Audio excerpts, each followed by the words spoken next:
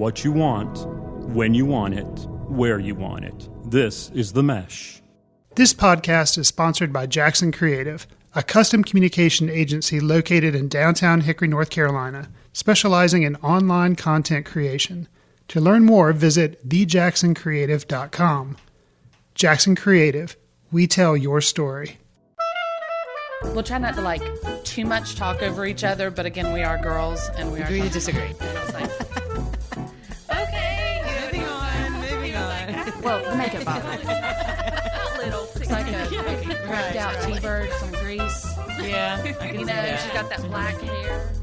Hey everybody, welcome to ChickChat, another fabulous episode heading your way with Janette and Mary Margaret. We are so glad you have tuned back in, I guess, if we haven't ticked you off enough on any of our topics. I guess you are back and ready to listen to some more. So we appreciate that. We are here on themesh.tv, where there's lots of podcast options for you and anyone else in your family. I bet you can find something that you like on the Mesh. So please go check that out. Hey, Janette, how you doing? Good. How are you? I'm good. We are once again doing our famous cross-country remote podcast recording. Yes. It's very exciting. It is. I mean, it's weird because we're in different time zones. Yeah. So I find myself I have to be very careful now in this time zone about checking social media because you have seen things on TV before I do. Oh, that's right. Yeah. Yeah. So I had this long conversation with my husband the other night because I told him, I was like, oh, it's 7:00 here. I'm in the Pacific time zone. And I said, 7:00 here. I was like, I better not check social media right now because people are going to start posting about Big Brother. And he was like, doesn't matter. They haven't seen it yet either, and I'm like, no, it doesn't work that way. And we had this long drawn out discussion about how, yes, like when it comes to football, yes, we're going to watch football at the same time because that's a live game that happens. Right. We just watch it in the morning now, which is weird, which is kind of weird, but nighttime games, I'm not that upset about. That's true. Monday Night Football is not a big deal. That's right. For a work day the next day. Yeah. Yeah. So I'm excited about that. But when it's like a TV show that comes on and they say 8/7 Central, Yeah. 8:00 means 8:00 everywhere except for Central Time Zone, which means it's 7:00. But it's always 8:00, whatever your time is. Yes. So it's oddly funny how even as grown adults, we struggle with this out here. Except for people who've probably been out there forever. They're like, absolutely. What's the big deal? They all get it now, but I am still green to this. Yeah. And what's funny is I used to live in St. Louis as well. And in St. Louis, it is I was there during the whole must-see TV rage of stuff. And Friends came on at 7:00. Yeah. Which that kind of sucked. It did. And I think that's when I have to travel to the Central Time Zone, which I do more frequently than I ever had. But yeah, it's quite often. I'm like, okay, at 7:00, I can go grab a bite to eat and come back and watch my shows. I'm like, oh no, wait, they've already started. Yeah. But they're over at 10 and I'm going, I guess I'll go to bed. Right. Now, you grew up in Ohio. Which time zone is that? Eastern. It is Eastern. Okay. It is Eastern, yeah. Okay. Well, so anyway, this is an adjustment now, but we're getting there. And it's funny how quickly I just do that 3-hour math in my head all day long. I'm constantly thinking, oh, wait, I need to make this call. Nope, probably not. Those people have been asleep for 3 hours. That's what I have to think about. What's funny is I think the same thing, when I'm thinking about texting you, it'll be 9:00 and I'll be like, oh, I better not send her a text at 5:00 in the morning, 6:00 in the morning. Well, not everybody's picked up on that yet. Let me just pass that along. It's, but I get that. That's part of it. But yeah, it's funny. It's do what? Are you used to it yet? I mean, my body's adjusted to the time zone, definitely. But it is something I'm still constantly thinking about because of clients and work stuff that I have. And then friends, obviously if you're like texting a friend or something, I just have to be very aware of it. And so I'm constantly like I said, in my head saying 3 hours difference. I'm doing math all day long, which it could be like you're texting someone at 1 a.m. their time. Yes, absolutely. And we're texting you at like 4 and 5 o'clock in the morning. Yes, and it's weird. And like even the other day, somebody's post on Facebook were about their wedding. Like they had gotten married that day, or they had been at a wedding or something that day. And then they're posting it, and it was like 9 a.m. or something I was seeing here. And I'm like, what? I was like, I knew they were getting married today, but good gravy. But it was actually, they had like a little afternoon wedding or something. I don't remember when I saw it, but whatever it was, I was like, gosh, I just have to remember that, So anyway, it is something, but I'm getting there.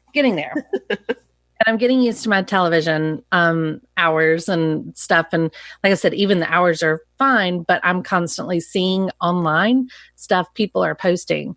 Like, unfortunately, I know, and I don't want to talk about it. I've been watching Bachelor in Paradise. Yeah. Garbage. I think I saw the first episode. It's garbage, but I can't stop. And the funny thing is, I watch this. I don't know who half the people are because you know how I am about the Bachelor and Bachelorette. Well, they all blur together. All blur together. It doesn't matter. I feel like they should date outside their social zone. They all know everybody each on other. the Bachelor and Bachelorette date each other. They all know each other. They go to Stagecoach and whatever all together and hang out. And now that's the problem they're having on Bachelor in Paradise right now is that they. All these people have already hooked up outside of the show. Yeah, it's gross. It's dumb. Anyway, like I said, I don't want to talk about that show because it makes me mad. I have nothing to contribute. Okay, good. But there is somebody on Facebook, on Instagram that I follow that hosts a podcast, and it's all things Bachelor related, but they do a lot of other like entertainment memes and different stuff. So I enjoy their content. But they start posting about Bachelor in Paradise, like they're watching it as it happens. And so I can't even look at their Instagram stories. I have to like swipe through them because I don't want to be at least spoiled no matter how much I despise the show. Yeah. So anyway, I am not like you. I don't always want to know the spoilers because that does matter to me. Yeah. But, you know me. I'll watch it. I know. You're like, yeah, tell me. I'll watch it anyway. Okay, I'll watch it. Yeah. I can't because I'm like, I'm just going to skim through it. And I'm afraid I'll fall asleep or something. I will tell you, I accidentally, because I had every intention of going and watching the finale and actually going back and watching some of the seasons and episodes I'd missed with Jane the Virgin. Oh, yeah. And I didn't realize something was going to happen at the series finale. And I was just reading this article. And I would say that was the only time that I was like, oh, shucks. I wish I hadn't known that. You wish you hadn't known it. Yeah. I actually haven't watched the finale of that. I need to do that. It's on Netflix now. But yeah, okay. So let's get to it. So I have a couple different shows that I want to talk about today and other stuff. But I want to talk about how things have happened on some of these shows. And it's now bouncing out into real life. And I want to know your opinion on these things. Okay. Okay. So Big Brother up first. Yeah. So Big Brother, none of us, and I speak for all of us, meaning Moose as well over in the Mesh Studios. None of us have been happy with this season. We don't like anybody. I don't want to speak for you, but you can speak for me. And I actually haven't talked to anybody or met anybody who said they absolutely love this season. Yes, it's like a dud. I was over it like week 3. They all have played. They've all played like they came in with like a I don't know, like a plan that they were going to do, and they're kind of trying to play like different pieces of other seasons. I wish they would just play normal. Like, I don't know. I feel like they're all trying so hard that it's ridiculous. I know we always say there's things they could do to make the show more interesting because it's kind of the same thing over and over again. And people come in with these ideas. They're all models now. Like the first 2 or 3 seasons, I felt like there was maybe one or two wannabe actors in there, but the rest were like real people. Yes. Same with Survivor. But like, I would almost at this point love it if the people that came onto Big Brother didn't know they were coming on Big Brother. They just thought they were going onto some other new reality show. Yes. And when it was all said and done, it's, well, just kidding. You're on Big Brother. That's kind of cool. I like that idea. Because then you can't come in the game with, I'm going to make this alliance. I'm going to do this. And there's no super fans. They do that when it comes to casting. They actually, from some stuff I've seen and read and whatnot, is they do dual casting a lot of times for things like Survivor, Amazing Race, Big Brother. Okay. Because, and the reason I know this is Cody. Remember Cody of Cody and Jessica? Yeah. Couple seasons ago, I guess. He actually was like, went to the open call auditions at like Ruby Tuesdays or whatever for Survivor. Okay. And then got pulled over to Big Brother. And they had him start the process for that. And then, of course, he and Jess went on Amazing Race, which, was more in that same fold. So, they do that. I think it'd be kind of cool to like, whoever's at that audition, you just pull people that you like and then just chop them up into 3 groups and basically shoot them through a door that they don't know which side they're going in, right? Which one? Yeah, exactly. I mean, they walk through one and they're in the Big Brother house. They walk through another and they're like going with Jeff Probst to the jungle or something. It could be pretty cool, I feel like. But that's a good idea. So something happened this past week on Big Brother that I wanted to discuss. Okay. You've been watching it for a really long time. You've been watching it longer than I have, but we've both had enough under our belt to realize, I believe this was the first time this happened. So, or to the extent that it happened, I guess. This week, Jack was evicted from the Big Brother house. Jack is the one who looks like Aquaman. Mm-hmm. And, it was pretty exciting. I felt not exciting, but it was pretty packed of a little bit of action there for a while with the whole 6 Shooters Alliance kind of blowing up in front of everybody's face and really them not caring that they talked out loud or anything and told their plans and all that stuff. Jack got caught in some crossfire on it. He then gets kind of screwed over on some other things. Anyway, he gets evicted. He gets outside the house and Julie Chen Moonves typically does the Julie Chen Moonves. She generally, for those who aren't as familiar, usually does a exit interview, if you will. Who are you still pulling for? Here's your goodbye messages from people. What do you think went wrong? Who are you going to keep in touch with? Yada, yada, yada. Instead, this time, she drills him about racial slurs that were said, supposedly, or people assumed they were racial slurs, if you were. Right. If you were watching live feeds, you probably saw it, but they didn't necessarily put it on TV. We actually talked about it in our last episode, where he talked about what was it? The Asian one was not Jessica. It was something about rice. About the rice. Yes. So anyway, we talked through that, yada yada. But she spent the entire interview basically talking about that and calling him out on things that he said and replaying video. Okay. I don't recall this happening, at least in the last handful of seasons, where there have been plenty of times that people have said things that America did not approve of, meaning the viewers. But it's usually not addressed immediately. It's usually something handled like after they've been evicted, they go out and then it can be talked about amongst them. And Jack's going into jury. So he kind of knows that this going into it. Anyway, what were your thoughts on how Julie Chen Moonves handled his eviction? And then I have a follow-up for you.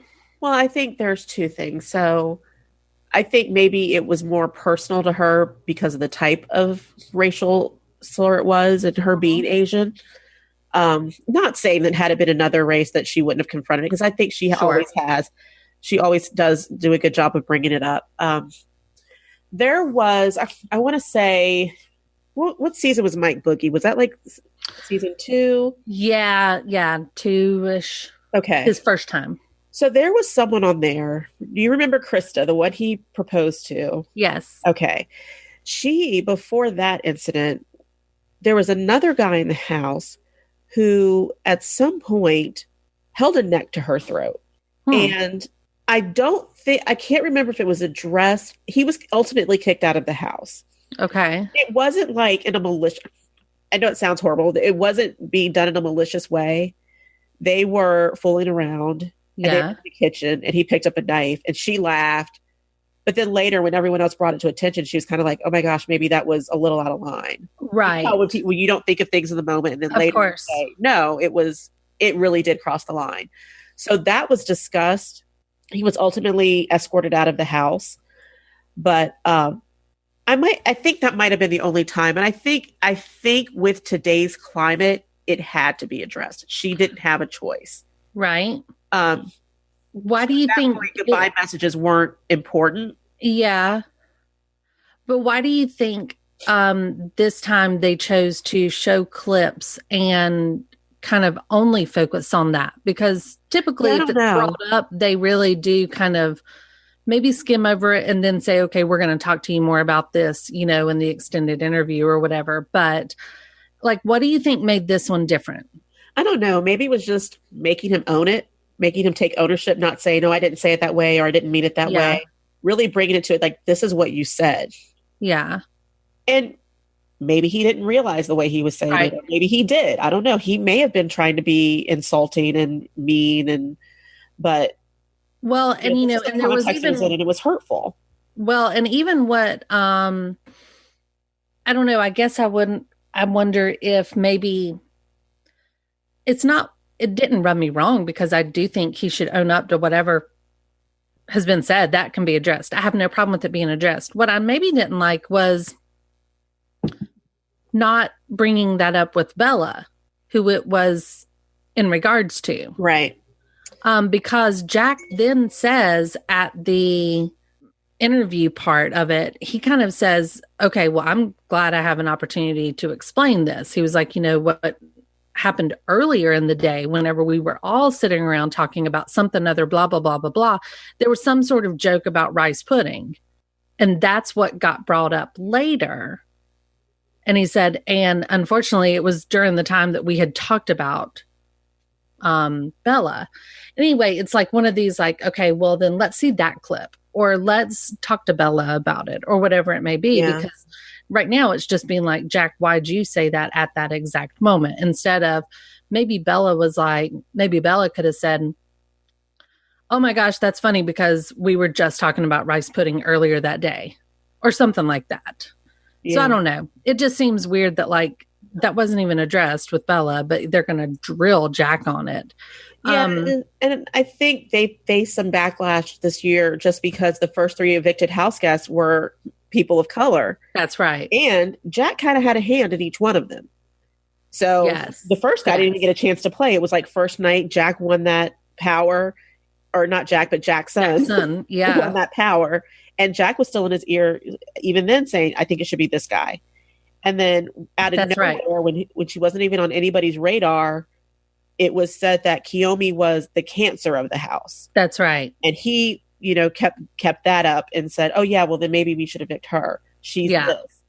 And then again, the Omi guy, he wasn't on anybody's radar. And then all of a sudden it was like, hey, how about him? Yeah. So I think it's kind of like, what are you doing, Jack? Like, it doesn't look good. Point. Whether or not you're trying to make it do that, it does not look good. That's right. Yeah, that's a good point. So here's where we stray off. So have you heard about the live feeders and the fans, if you will, that are backlashing on social media at Julie Chen for using a racial slur during her interview with Jack? I heard rumblings. I haven't heard it like read the complete thing, or I didn't even hear it. I didn't. Right. I wasn't watching when that happened. So people are kind of speaking out because she used the term gyp you out of yada yada, whatever it may be. It was, we didn't gyp you out of goodbye videos, is what she. Oh, okay.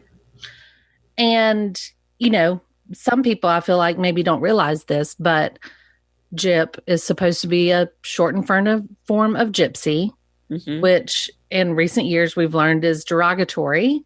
Some people would use the word gypsy as more of a free spirit, someone who moves around a lot, right? But really, I guess it's supposed to be a term more for cheat or swindle. So like, that's the way she was using it. We didn't cheat you out of goodbye messages, but she used the word gyp. So now people are like, oh, hey, while you were drilling Jack about his racial slur, you said gyp.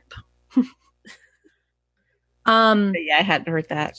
Yeah. So in real life, do you think, obviously you signed on to be on this show, that whatever you say for 24 hours a day is recorded somewhere by some camera in Big Brother.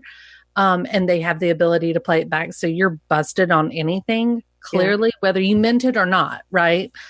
What about the host of the show? People are people, here we are ragging on Jack for what he said or did or acted or whatnot. And then now they're saying, Julie Chen Moonves is putting this slur out there as well. How are we supposed to ever really enjoy these shows if this stuff still keeps happening? I don't know, because until you said it, I was like, well, that's what it's. Oh, yeah, that's what it's for. Right. It's just becoming one of those things where she's probably always used it. Just like I'm sure I've used it. Not even realizing to cheat something. Yeah, I've never even realized that it was a shortened version of something. I was just like, if that's the word I've heard, that's the word I use. Absolutely, and I also think of it as spelled JIP. I was thinking the same thing. Like JIP, what is that short for? But then you saying it, I was like, oh yeah. People said that it's technically the roots of where it came from was GYP. Okay. Yeah, I think that's one of those. Do you give her a pass? Say, oh, I didn't mean it that way. Because obviously she did not. Right. But it's one of those things like, do we have to go back in our language and figure out everything that could possibly be offensive other than the obvious big ones, right. that we need to steer clear from. Got it. Things that you just grew up that were slang in the 70s or that would be offensive now. Not saying that we can't evolve in our language. We definitely should be evolving in our language. Yeah. But at the same time, it takes a thoughtful person who speaks slowly and clearly and thinks every single time before they speak to never falter. We're all going to falter at some point. Not maliciously, but just in the course of saying something, and then you say it and be like, I didn't mean it that way. Right. And I guess it's just coming from knowing the person's heart. And even if it's a stranger, like, did they say it in a derogatory way? Or was it one of those things like, oh my gosh, I just messed up. I really didn't mean any offense by that. Right. I don't know. It's a fine line. And I, never want to say, just give them a pass. Cause it could hurt. I'm one of those people, like if it hurts somebody, you can't really give them a pass. So. I know. But then we have these shows on TV, My Big Fat Fabulous Gypsy Wedding. That's right. They're calling themselves gypsies. So I'm like, I didn't realize it was a derogatory term. That's right. So yeah, I think that's, and unfortunately, just, when it does offend somebody, then it becomes offensive. Right. Because who am I to tell you not to be offended by something that I said? That's right. Exactly. So, I by no means ever want to say derogatory terms to anybody. I just don't want to. Right. So I know that I would have said these things at some point without knowing it, right? Like, I feel like everybody just sort of doesn't mean to do it sometimes.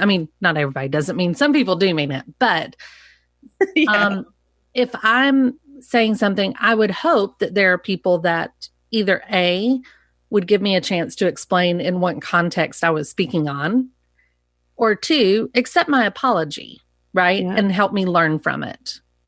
Right. And so Right. I think, like, you know, in my own mind, I kind of realize when I'm watching something like a Big Brother, where I'm well aware that these people are being watched 24 hours a day as well. So there's a reason I'm not on Big Brother. I don't want somebody watching me 24 hours a day. So, Right. So if, you know, I kind of feel like I'm not giving them a pass, but I also realize the situation they are in is different than my everyday life. Right.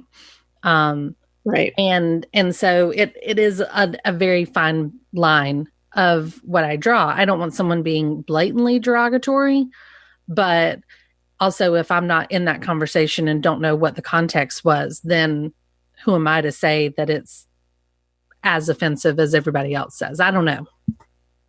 But like with the Julie Chen Moonves thing, like I don't believe that she was trying to be derogatory. So therefore I don't blame her necessarily. I hope she maybe just says, oh my gosh, my bad. But she should apologize. Sorry. Exactly. Like just maybe say, I'm so sorry. I did not mean that this way, clearly, but thank you for bringing it to my attention. I'll make better choices about how I use that term later. Right. I guess that's all we can really expect. Here's something I do need to discuss about not behaving blatantly. This is about behaving blatantly. This is about behaving with evil in mind.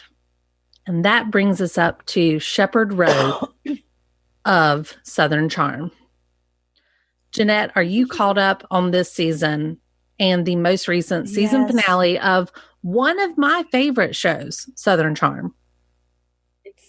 It's amazing. Yes, I'm caught up. Okay. So can't wait for next week's reunion. Oh my gosh, me too. All right, so we have seen a lot this season on Southern Charm. It started out a little snoozer. I kind of thought it was kind of sleepy at first, but it got bad. So the entire season, for just a quick little touch on a couple topics, Austin, who is, you know, best buddies with the guys, Shep and Craig and whatnot. And Shep and Austin have always been really tight buddies. I thought I enjoyed them on the show. I don't know. Together. Now, when Austin recently has been dating a lady named Madison, who is divorced with a child. She is a hairdresser in Charleston. She's known a lot of the gang for a while. Austin has begun dating her. He basically tells us at the beginning of the season or at the end of last season even, you know, he's in love. He loves her. He's smitten. He wants to be with her. Then we find out that Austin had a slip up with a very publicly promoted threesome, if you will. Yeah. 2 ladies found in his apartment by Madison, his love, who came over that morning to maybe just bring him coffee or something. We don't know. But she shows up at his house early in the morning and finds 2 women in there, one on the couch, one in the bed. And they proceed to videotape it because they think this woman's going crazy, coming in screaming. So they video it and then they release it. And Bravo shows it at least 15 times every episode. So many times. So many times. And unfortunately, you don't even see that much in this video. Like, I keep thinking they're going to show me more and more like extended stuff, but really it's just Austin freaking out that Madison came in and saw this. Yeah. So anyway, they break up. Madison at that time apparently goes out and sows her oats a little bit too while they were broken up. Then they try to get back together. And they're back and forth off and on for a while. That's fine. That's normal life. That's a lot of times what people do is they sometimes break up, sometimes get back together, whatever. I don't care. Yeah. So in comes Shep, who is Austin's best friend. And he, for some reason, does not like Madison, does not like her at all, has, quote, called her white trash. All around Charleston has called her white trash. Yes. And he has done everything in his power to not let Austin and Madison get back together. He's had interventions with Austin. He has taken Austin on road trips. He has, said nasty things about Madison, everything. And he is, he's kind of bitter. And what I don't know is why. I'm not sure why he does not like Madison as much as he does not like Madison. I have my suspicions, but I don't know why. In the season finale, as most season finales of Southern Charm, Patricia is throwing her annual ball, and this is the big party. They are spending the last episode really getting ready for the party. They're all getting dolled up. It's going to be a lovely evening. Patricia has gone all out. And Austin and Madison are giving it a go, and they are really invested in each other, and they are going together. But prior to the ball, Austin finds out that Shep is bringing a date, and it happens to be one of the ladies from his threesome video. He has also letting Craig bring the other lady from the threesome video. That means Shep and Craig will be at the ball with the two ladies found in Austin's house while Austin is at the ball with Madison. He catches wind of it. He calls Madison to give her a heads up. Madison's pissed, obviously. They're all very surprised that this is happening, but it does. It just happens, and they show up, and now anger ensues. I want to know your thoughts, Janette, on Shep and the background for doing this, and then what you feel like was right or wrong. Which side, and who do you support on this? So, I mean, I, like you, have my suspicions for why Shep doesn't like Madison. I can't figure out if it's because he liked her first and she's with Austin, kind of the same way it was with Chelsea. Same thing, exact same thing. I can't figure out if he feels like she's beneath them because I don't think that's it, but I do think he takes issue with the whole tit for tat thing with I cheat, you cheat, so I'm going to cheat. Okay, now let's get back together. You cheat, now I cheat, now let's get back together. But I really don't think he cares that much to end the friendship. Agreed. I don't understand why it's such a big deal to him to end his friendship with Austin. Like, I don't understand why that to him is an either or. Like, why are we making these decisions? Why does that warrant losing a friend over? I mean, maybe dates, right? I've known plenty of people that I don't like who they're with, and honestly, we just usually try not to hang out with. Well, which makes me think there's something more that we don't know. Yeah, they're not going to bring up on the show. Yeah, that's the only thing it could be, because they both dated people that neither one of them cared about before. That's right. So there has to be something more to this than what we're hearing on the show. I just don't believe it's that surface level, because if that's that surface, he was never your friend to begin with. Absolutely. Now, the whole Patricia party situation and the dates, again, I feel like there's more to the story, or has to be. Yep. But it was completely wrong on Shep's part. Totally wrong. It was not the place. It was a formal place. These women came in not looking like they even belonged there. Yeah. And I don't say that just because of their looks. I'm saying it because the way they came in acting. That's right. They were dressed appropriately. Obviously, it was a cocktail party. Everyone was dressed the same. Yes. Just the way they were acting for the type of event that it was. Even Shep, like, I was disappointed in the way he was acting. Should he have done it? No. Mm-hmm. Do I understand why he did it? No. Yeah. Whether you're friends with him anymore down the road or not, why would you want to hurt someone in that way? And why use that environment in front of all your friends to do it? And a couple of his friends called him out on it. Yeah. I mean, even if you don't like Madison or Austin, that's just a mean thing to do to someone. You're doing it because you know the reaction it's going to get. That's right. So again, I think there's obviously, and hopefully they'll get to this at the reunion, but there has to be more to this story than just, I don't like you with Madison. And what Madison said at the lodge about Shep and Danny. But yeah, there has to be more to it. I cannot believe that this is that big of a deal. Yeah, it's that big of a deal that you care so much about who Austin dates that much that you're going to end a friendship and embarrass him on national TV. And I feel like there's a little bit of the fact that it's only spawned larger and larger because it's Shep.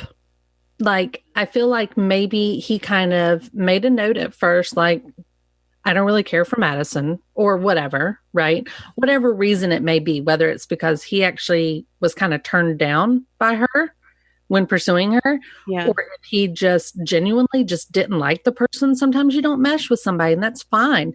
So maybe if he just genuinely didn't like her.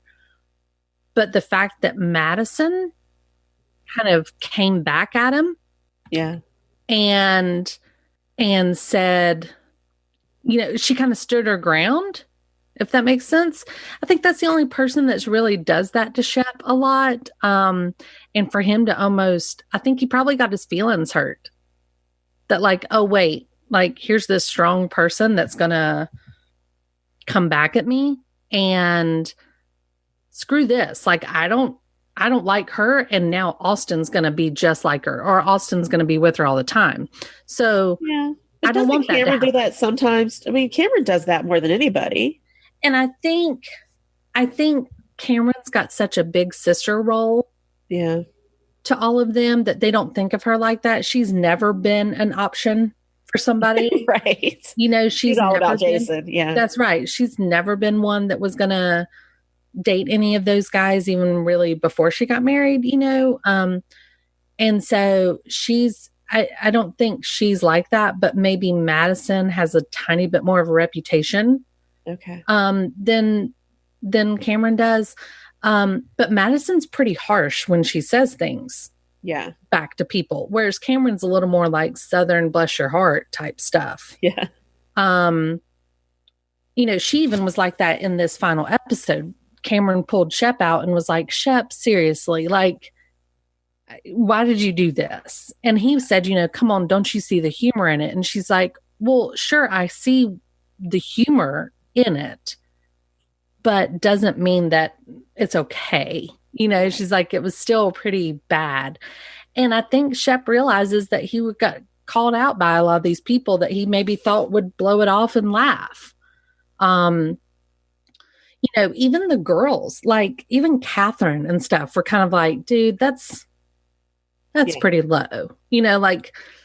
Okay, yeah, Austin had this quote unquote threesome. We don't know all the details or whatever. And yeah, he's had that splashed all over the TV now. Like, everybody knows about it, right? So let's, maybe that was dumb of you, Shep. So I'm just not real positive why he thought it would be okay.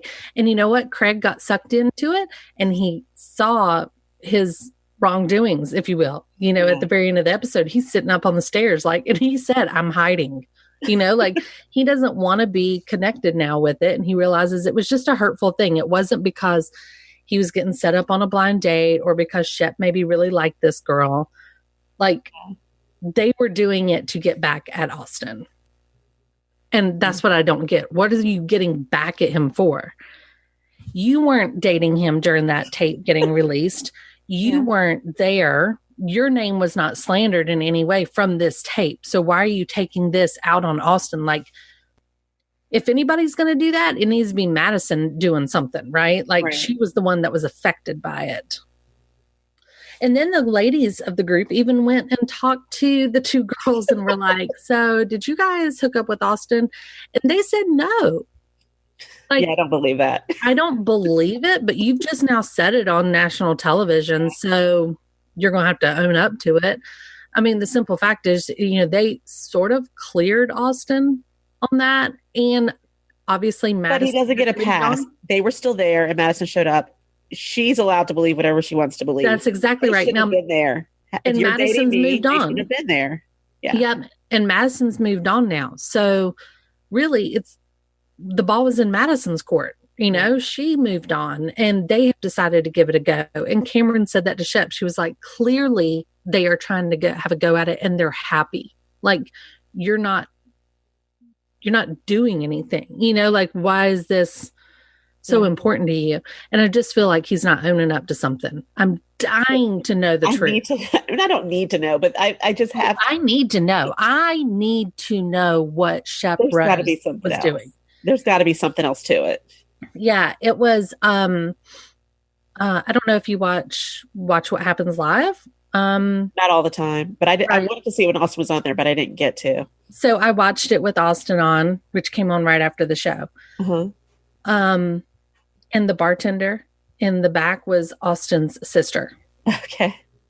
And so, Austin was basically like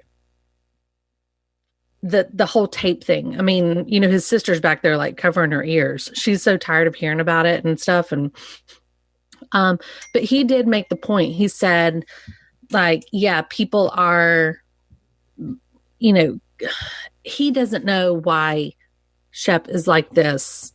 But he knows that there's a lot of people that have come to him with possible reasons.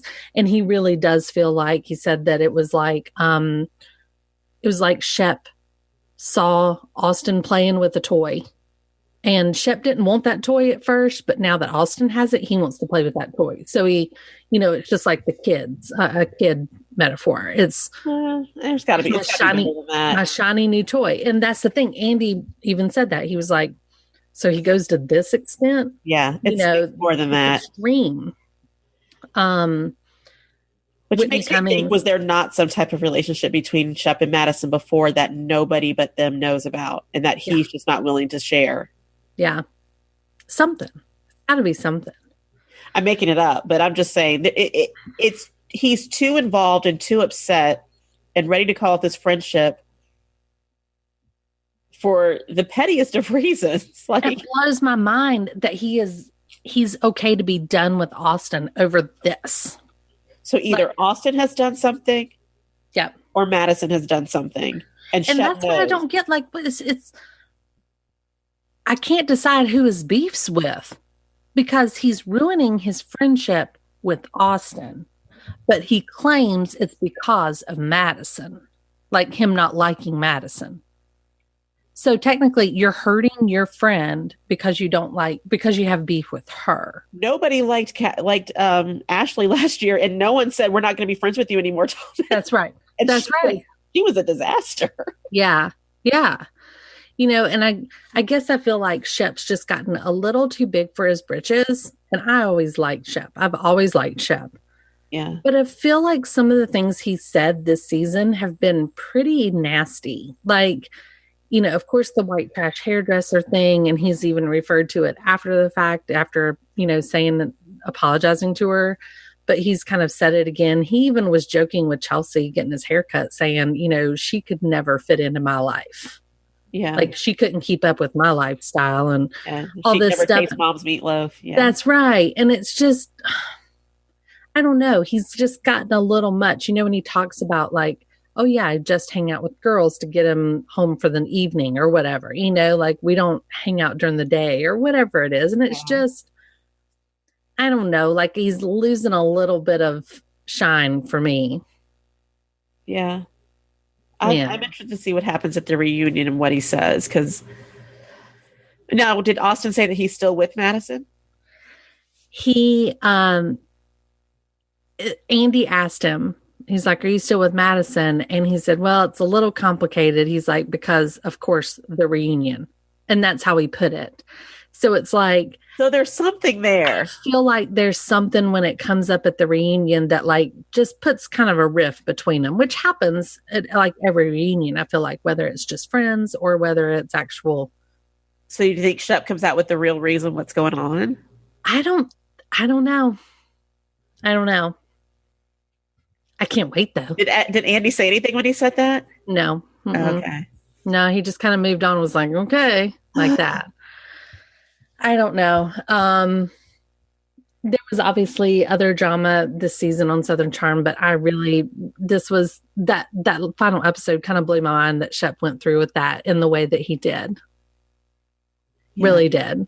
I mean, look at how much drama they've had with Catherine over the years, and to where people really hated her. And for goodness sake, Whitney and Catherine are like friends and hugging and like being nice to each other at the end of this episode. And the Whitney Catherine moment at the end of the last episode, I liked, because I couldn't for the life of me figure out what his issue was. Same. But I got it. And I hope that Catherine got it too. He's basically saying, have some decorum. You don't have to share everything. I was trying to protect myself and you.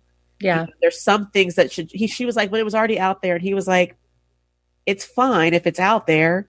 You don't have to confirm. Why do we have to keep talking about it? Why does it matter if I say it? She's like, well, you embarrassed me and made me mad because I said it.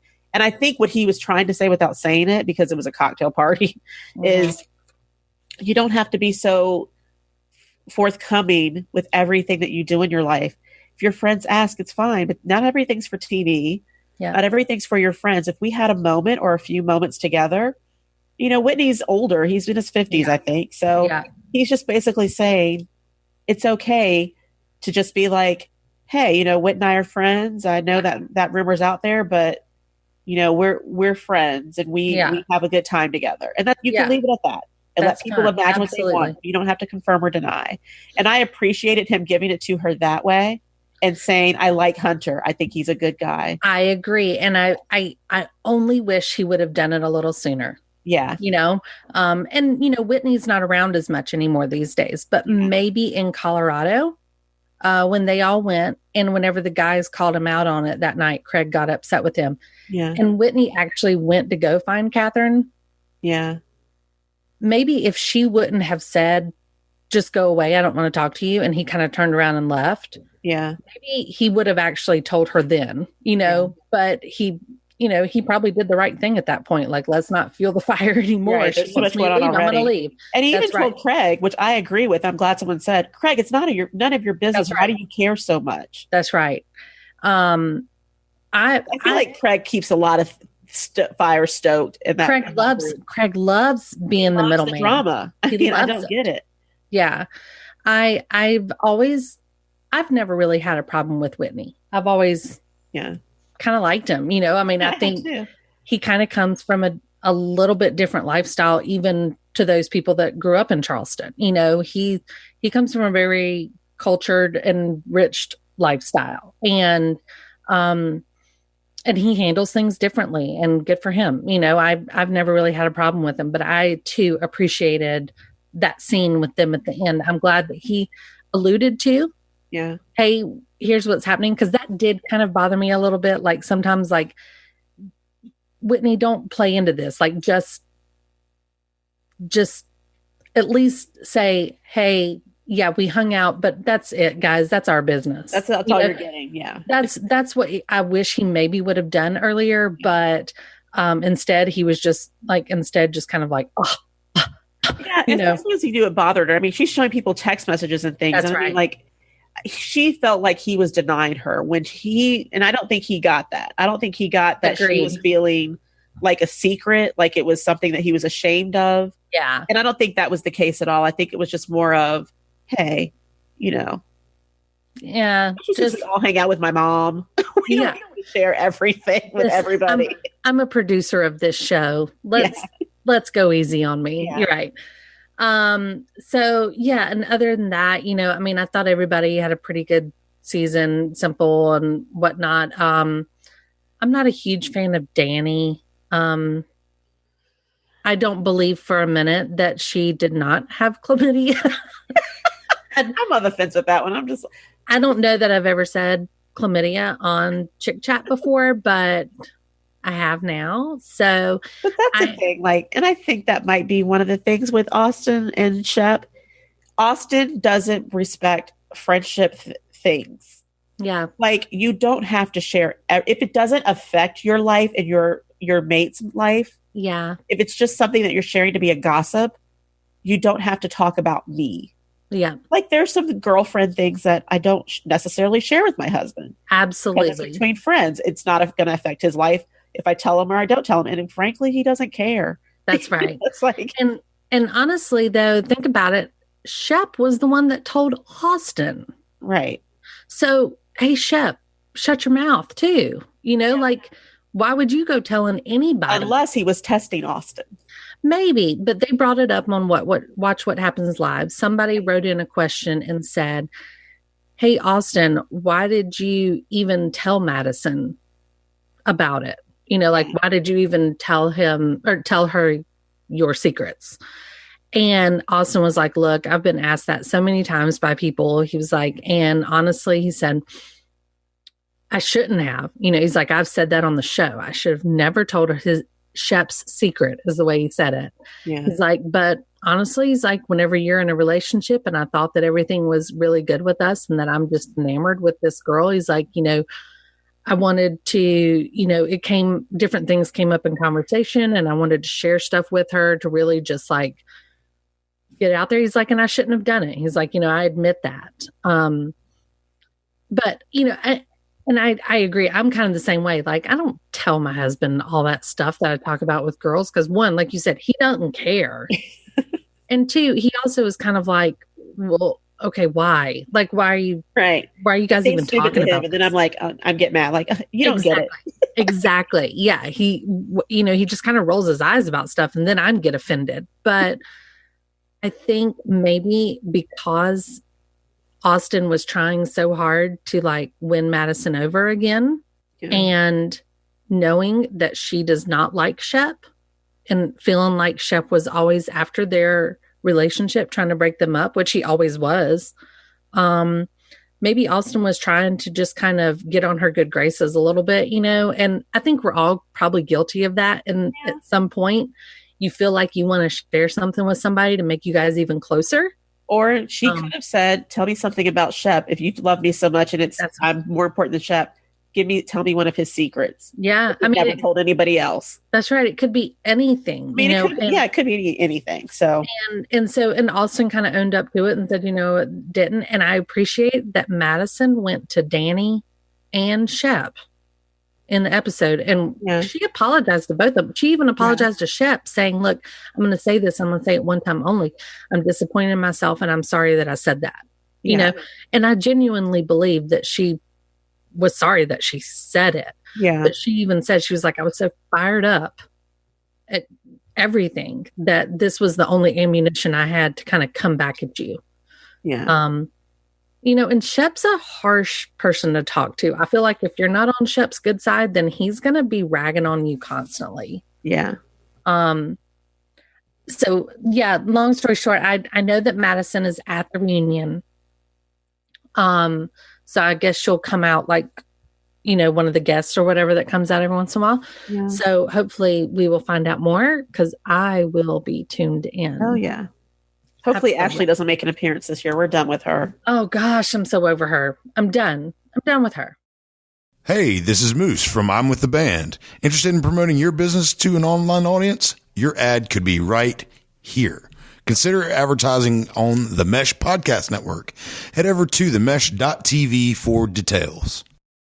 Real quickly, we won't talk too much about it because you're not necessarily caught up, but we did discuss Beverly Hills 90210, the 90210 reboot that happened last week, first week. Give me your quick impression of what you thought. Okay, so I actually enjoyed it more than I thought I would. I did not know when we were talking about it before. I hadn't seen anything about it other than Beverly Hills 90210, the reboot. I hadn't really paid attention to any teasers or anything. So I honestly thought it was going to be a show like them all together, almost like documentary style, talking about rebooting the show. And I was like, I'll watch it, but I don't know. But this is actually like a sitcom, almost a dramedy about them getting back together with them playing themselves somewhat. Heightened versions of themselves. Yeah. That's what they keep saying. What type of, what'd you say? Heightened versions. Heightened versions of themselves with obviously different spouses. Yeah, yeah. About doing the reboot of the show that they've all made famous and became known for. So in that, I was like, oh, this is actually pretty clever and pretty doggone funny. Mm-hmm. I liked it. I liked it a lot. I was going to be disappointed at first because I really thought the only allusion to Luke Perry was going to be that little "we're not all here" at the beginning, and the little moment in the plane helped a little bit, but like a toast to him. Yeah. I was like, okay, because at first I thought they can't just leave it like that. Like nobody at the Q&A is saying anything. Mm-hmm. No, it's all just weird. Yeah, like something needs to be. There's a huge elephant in the room, and no one's talking about it. I too thoroughly enjoyed it. I didn't know if I would or not. I knew the premise. I knew that they were going to be heightened versions of themselves. I knew that some of it was going to be real, like their names. You know, it is Tori Spelling, and she is the daughter of Aaron Spelling in the show, in this reboot. You know, she is Tori Spelling, but she's not married to Dean. She does have a lot of kids, you know, but... And they did a reality show. They did a reality show, right. So there is snippets, which I just think is brilliant. Yeah. Of the, you know, the parts of them. And I watched, again, Andy Cohen interviewed Jenny Garth and Tori Spelling about the show, and they kind of kept referring to its heightened versions of ourselves. Yeah. And they said, you know, it'll be interesting for people to see or maybe pick up on which parts are true and which aren't. You know, they alluded to in the first episode that Tori Spelling lost her virginity to Brian Austin Green. I know. They all say, oh, on the show. And she's like, you know, life imitates art. And so we don't know if that's true or not, but maybe it is. You know, I could easily see some of the truths. Jenny Garth is going through the third divorce on the show. But, you know, in real life, she had a very public divorce. And, you know, in this reboot, she hates the fact that everybody thinks of her as Kelly Taylor. Yeah. I bet that's probably true in real life. You know, she also doesn't get along with Jason Priestley because she's got some sort of anger towards him. You know, is that true? Ian Ziering is doing a rebranding of himself, and he's always trying to get his brand in the public eye, which I totally get because you haven't seen it, but in this most recent episode, the second one that happened, they're signing autographs, and he's signing a Sharknado poster. I was going to say, I need there to be a Sharknado reference. And I love that. It was super brief. Nobody said anything about it, but he was signing that poster. And he like holds it up to the fans and was like, hey, you know. So I feel like there's jabs to all of it. Like there are definitely jabs, and I love it. I'm so here for it. I love that we're like the same age as them, sort of, you know, roughly in real life, so that the things they're going through, granted they're stars and stuff, but I mean, they're dealing with real life stuff in this. I love that. I think it's funny to see them all have little different personality quirks than we actually saw on the show. And I love that there's references back to the old 90210 days because I mean, the first 3 minutes of the show, they referenced, you know, what's the Color Me Bad was played on the jukebox and all this stuff. I loved it. I thought that was hilarious. They talked about exchanging an egg, you know, I mean, come on. When they talked going into the nightclub thing. I mean, that was brilliant, you know, so good for them. I'm excited to see. It's only supposed to be 6 episodes. Like, I wonder if people are going to want more. I think, I hope they will. I will say the only person that I kept going back and forth on between their real life persona and their 90210 persona was Brian Austin Green and David Silver. Yeah. because I kept thinking he's married to a recording artist. Yeah, he must have been her producer. Oh wait, no, that's David. That's David. That's right. Green. That's not Brian. I kept like finding myself going, oh crap, like. Is David Green married to this lady, or is it Brian Austin Green? No, it's Brian Austin Green. Okay. Yeah. That's the only one I had trouble with because of the whole music thing. Yes. And I'm anxious for you to watch this next episode because they get a little bit deeper on some of those too. And it's kind of funny to like see some of their relationships are a little bit more. Yeah. Just for reference, I looked this up because I was just curious, because this isn't really a reboot, but it's a flashback or something, right? Okay. It's something. So, I don't know what this is, but I like it. I do too. And, we've been talking a lot about how reboots have been all the craze lately and, what is it worth or whatever.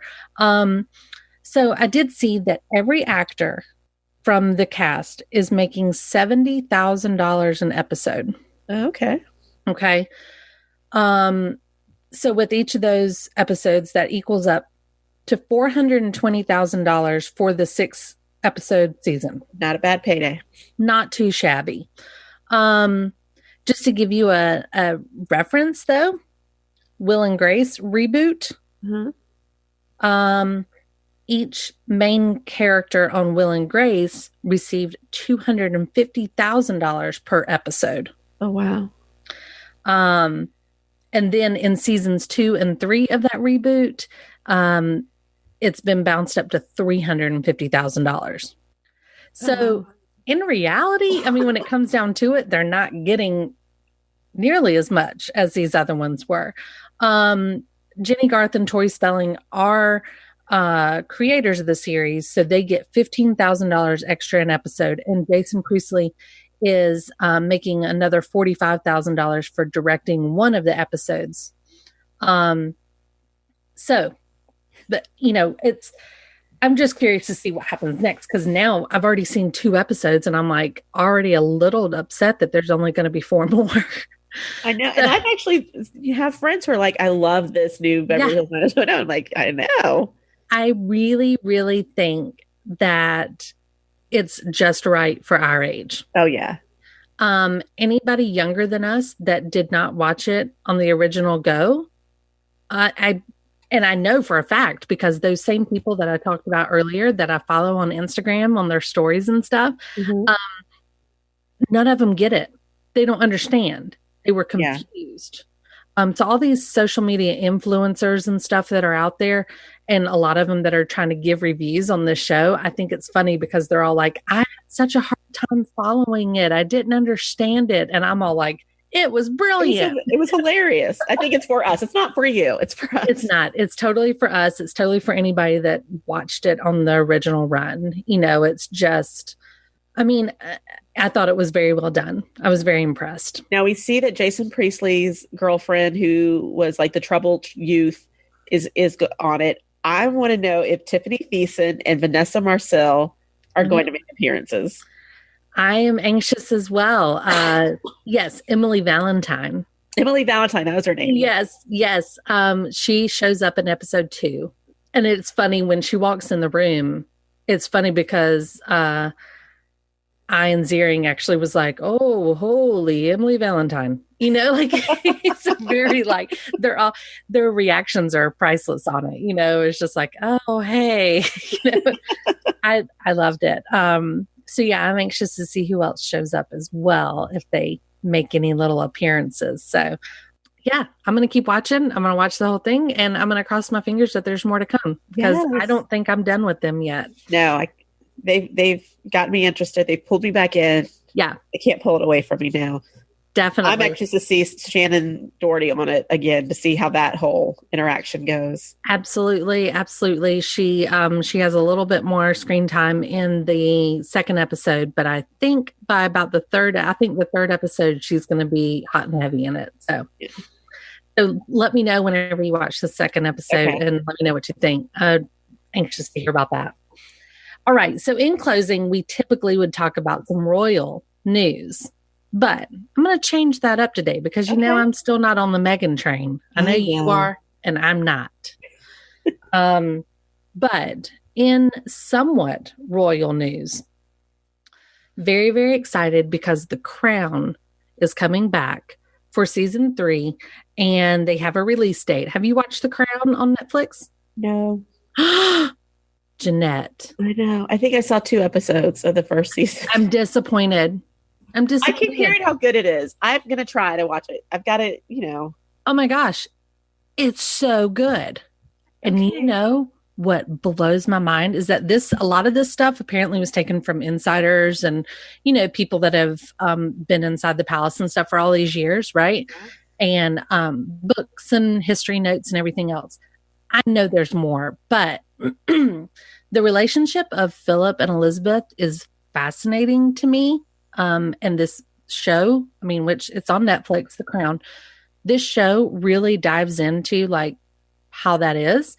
And it blows my mind. And, there's a lot of background, which we've all heard about before if you've done any sort of royal reading, I guess. But, Philip had a hard time being the man that stood behind his wife, right? Like that age range, that's not what you did. The husband was in front and she's the queen. So he had to answer to her as his queen and his wife. Yeah. And, he had a real hard time with that. But there's even one episode, Janette, this is a tidbit. Okay. There's one episode where he kind of calls her out on it and he makes reference of getting on her knees. Oh. And they show a clip of her like kissing him and then squatting down and then they shut the door. And you're like, what? Queen Elizabeth. I know. And it is fascinating. But the history, the actors are brilliant. It is really, really good. Really good. I really, really want you to watch it. I will give it a go. So season 3 comes out on November 17th. It is where Olivia Colman now takes over the role as the queen. So we have Claire Foy in the first 2 seasons, and she did a fantastic job.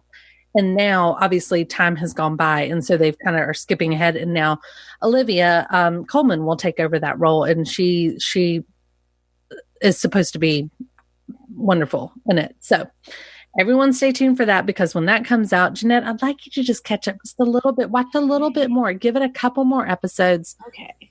It's wonderful. And then it really will, I think, help your love for the royal family. But in other British news, I don't even know if you watch this either. Do you watch Downton Abbey? No, never seen it. What? God, I feel like I don't even know you. Who are you and why are we friends? I don't know. I keep hearing about all these shows that I need to watch them. It was the whole PBS thing. I forgot it was on. I forgot that it was an actual channel. I know. That doesn't display like Sesame Street, right? Right. I had a hard time with Downton Abbey at first too, because I didn't really want to watch it. I kept thinking I didn't need to watch it, but then somebody convinced me and then I was hooked. And then I was obsessed and it was fantastic. But we're getting closer and closer to the Downton Abbey movie release date, which is basically a pick right up where they left off from the series. It's going to come to theaters only in September, mid-September, I think. And so I'm counting down the days for that. But they've released a couple trailers and oh my gosh, my royal love will be very fulfilled this fall. And I'm happy to report it has nothing to do with Meghan Markle. Okay. I mean, she's out of the limelight right now. I'm kind of on her right now. We'll see. She's a troublemaker, Janette. She is disruptive. What is she doing? She just had a baby. Yes, that she named Archie. Yeah. I mean, I just don't. We know for sure it's not Archibald, right? Yes. Okay. And I don't like that there's a wedge between the boys now. And I don't like that they all 4 can't hang out. That's what's in my picture perfect royal family. And I don't like it now. So is it maybe because, and again, I've watched, this came from Meghan and Harry, like the Lifetime movie. Right. The second one, After the Wedding. Just clearly facts. The first one, it's got to be based on facts. So it's 100% researched and news fact checked and everything. But they alluded to that. And I think it was some of the things that she and her family did or said, just how she wanted to push the envelope a little bit. And, with the cookbook and having pictures, the cover of the book and her family drama. If there was a scene where William went to Harry and said, I'm going to be king one day. He's, Granny is 90 something. Pa is in his 70s. I am going to be king one of these days. I cannot always associate. I know what it was. Okay. He's like, basically what he's saying is I could not associate myself and get into political things and have to always come out with statements about what was meant to be said. So I think it's best if we just have separate staff and houses so that you're seen as an entity with your wife and I'm seen as one. Doesn't mean that we're not together, but just as future king, keeping that, it's a very old tradition. It's a very old establishment. I can't be the one who ruins that. Sure. So because it was during that, where they all had that 4-panel talk where Kate was still pregnant and Meghan was still the fiance at that point. Yes. And Meghan brought up the Me Too movement. Mm-hmm. And they're supposed to stay out of politics. And then Meghan's dad brought up about what he felt Harry said about, Trump and all that.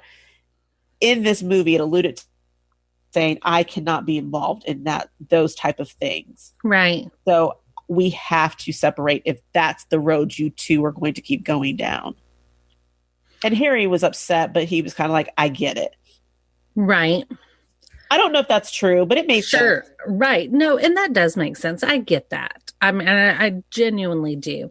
Yeah. I just don't like it. I know. It's just, because we've always seen these two together, the two boys have been just so idyllic. I love it. 30s. We've got to let them have families. Yeah, but can't just be the uncle running around after the kids all the time. Absolutely. But, I would love for it to not come across, I guess. Then that's the way that, I wish it's kind of like, maybe the Shep Rose situation or the Whitney situation. That's it. Hey, just kind of come out and say like, hey, look, we all, we respect the fact that he's going to be king and, he's got a little bit more royal duty. I'd almost love them to be a little like cheeky about it and say something like, yeah, so we're just going to go and like have a little more relaxed fun because I don't have to worry about being king. You know what I mean? I know they can't say that necessarily, but I would love for that to almost be alluded to like, oh yeah, like, I'm totally cool. Like we're all cool together, but yeah, you're not going to see us together as much anymore because, it's getting close to the time he could be king any day, honestly. Like we've talked about that, Charles, he's in his late 70s or his early 70s. Just turned 70, right? Yeah. So, he could, he's still got years on him, but not that much. For the next 30 or so years, William will be king. By the time he's in his 50s or 60s, he should probably be king. Absolutely. Which is still fairly young. Yeah. Yeah. And so it's just, I get that part, but let's all talk about it. If y'all are going to be out there trying to push the envelope a little bit, Harry and Meghan, then push it. But instead it kind of looks like Harry's kind of holding the royalness down and she's over here kind of being like, screw you, I'm going to act this way. And I feel like she doesn't, I don't know. I just feel like sometimes she's doing it almost on purpose. So like just trying to kind of push it. Oh, because I can, and I want, there's a difference between being a change maker and then like forcing change. Yeah. You can stand for your beliefs and do all this, but sometimes there's other ways to approach it, I guess, without being like forceful. Yeah. So more about them later. I'm sure it'll happen soon enough. She'll be pregnant again really, really soon. Well, I mean, she is 37. Yeah. 38. Yeah. So. I think she'll be pregnant real soon. Do you think William and Kate are done with kids? I would think so. She's got pretty tough pregnancies, right? That's what I've heard. Yeah. From our friends when we've been texting with Kate. I mean, I'm sure if they wanted to have another one, sure, why not? But yeah, I don't know. Yeah, I don't know. I kind of feel like there might be one more in them. You think? But yeah, I feel like there might be one more. I think they maybe should stop. I think that's plenty, but I think they maybe have one more in them. But definitely Megan will get pregnant again soon. Yeah. But they are all about. Was it them that I heard about? They were about overpopulating the earth. Hey, once again, oversharing. Yeah. Just enough resources for children. And I was like, okay. Well, they've put they've whisked Archie off to Ibiza. That's where they are right now. Well, okay. Yes. They're on. Do you know what I see vacation for them? I see adoption. Oh yeah, totally. Again, totally nothing against adoption because I've even considered at one point myself, but it's kind of one of these like, oh, Megan, we see you, we get you, like. But she is older. She is, absolutely. So, I mean, and we don't know what her pregnancy was like, but that's right. So it's all. Can she have another one? That's not always guaranteed. True. Yeah, I've always seen Harry, even without Meghan, but especially now with Meghan. I've always, as much time as he spends in Africa. Yes, I've always seen him adopting an African orphan. I see that too, and he's way more Diana. Yeah, about all that, which I'm totally cool with. I love that about him. Or they'll have another one and still adopt. I mean, I don't know that adoption's in his future, but we'll see. I wouldn't be surprised if it was. No, I wouldn't be shocked if they said, "Hey, this is what they're doing." Absolutely. But either way, no matter which way it is, something will happen soon, I believe. Yeah. They're spending like almost a whole year in Africa, right? Yeah. Yeah. They were, or at least a few months. Yeah. If you get on Instagram, you'll see that they actually have a Instagram page that they update themselves. Okay.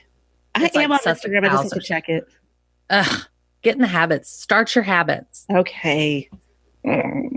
All right. So, that's all I got. That's all I've got. Those were the things that were pressing. And I know it's all about TV stuff, but this was stuff that was important. Very important. By God, Shep Rose discussion is important. And I need to know what's going to happen there. Yeah. Big brother, Julie Chen Moonves needs to be addressed. And she was. She was given justice by us. And, clearly, Beverly Hills 90210. Yeah. It's all anybody can talk about in my world.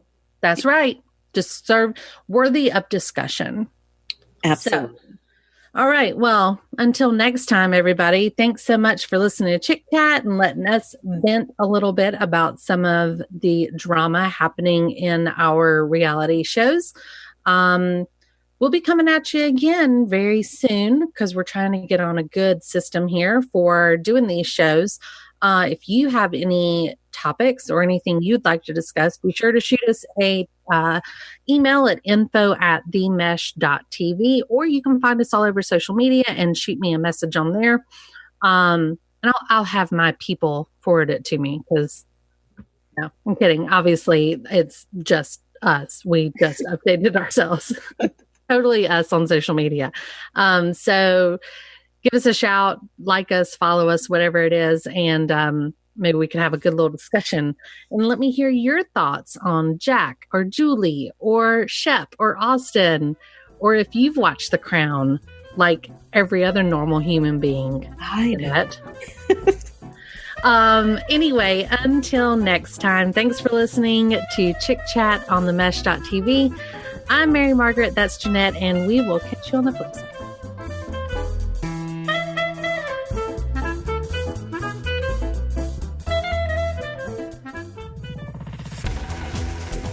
You've been listening to The Mesh, an online media network of shows and programs ranging from business to arts, sports to entertainment, music to community. All programs are available on the website as well as through iTunes and YouTube. Check us out online at themesh.tv. Discover other network shows and give us feedback on what you just heard.